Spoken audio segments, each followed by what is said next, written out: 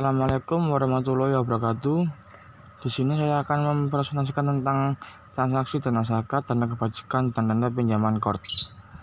Dana zakat. Menurut Undang-Undang Nomor 38 Tahun 1999 tentang pengelolaan zakat, pengertian zakat adalah harta yang wajib disisihkan oleh seorang muslim atau badan yang dimiliki oleh muslim sesuai ketentuan agama untuk diberikan kepada yang berhak menerimanya. Menurut istilah zakat ialah kewajiban seorang muslim untuk mengeluarkan nilai bersih dari kekayaannya yang tidak melebihi 1 nisab, diberikan kepada mustahik dengan beberapa syarat yang telah ditentukan. Prinsip dan tujuan zakat. Prinsip zakat yaitu yang pertama, prinsip keagamaan, yaitu bahwa orang yang membayar zakat merupakan salah satu manifestasi dari keyakinan agamanya. Yang kedua yaitu prinsip pemerataan dan keadilan. Merupakan tujuan sosial zakat, yaitu membagi kekayaan yang diberikan Allah lebih merata dan adil kepada manusia. Yang ketiga yaitu prinsip produktivitas, yaitu menekankan bahwa zakat memang harus dibayar karena milik tertentu telah menghasilkan produk tertentu setelah lewat jangka waktu tertentu.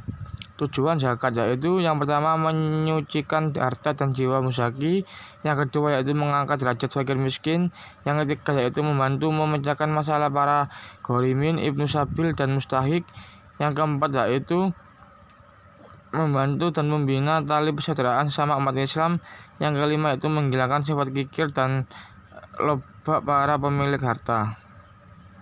Dana kebajikan. Dana kebajikan merupakan dana sosial di luar zakat yang berasal dari masyarakat yang dikelola oleh bank syariah. Dana kebajikan bisa juga disebut dengan dana kort.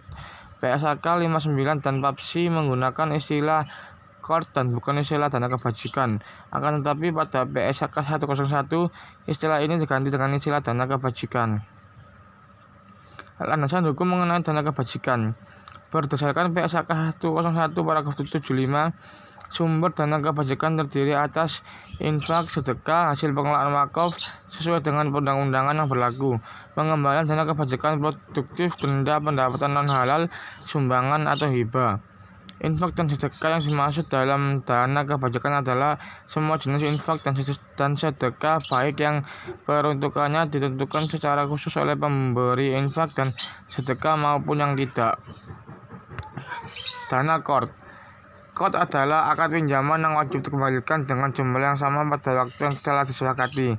Secara teknis, pinjaman yang diberikan oleh seseorang atau lembaga keuangan syariah pada orang lain yang kemudian digunakan untuk kebutuhan yang mendesak.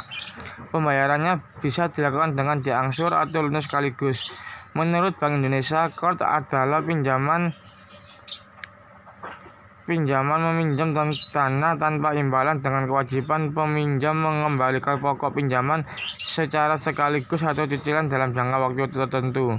Kort berlaku tanpa imbalan karena meminjamkan uang dengan imbalan adalah riba. Ketentuan transaksi pinjaman kort. Ketentuan yang terkait dengan transaksi pinjaman kort meliputi berbagai aspek, antara lain larangan mensyaratkan tambahan pengembalian atas suatu pinjaman. Yang kedua yaitu larangan menunda pembayaran pinjaman bagi orang yang mampu. Yang ketiga yaitu perintah meringankan beban orang yang kesulitan membayar pinjaman. Yang keempat yaitu pembolehan mengenakan biaya administrasi. Yang kelima yaitu pembolehan mengenakan sanksi pada peminjam yang mampu tapi melanggar kewajiban. Rukun transaksi pinjaman kort. Yang pertama yaitu transaktor. Transaktor adalah pemberi pinjaman dan penerima pinjaman. Yang kedua yaitu objek kort, uang atau benda yang habis pakai. Yang ketiga yaitu ijab dan qabul, pernyataan kehendak yang bertransaksi.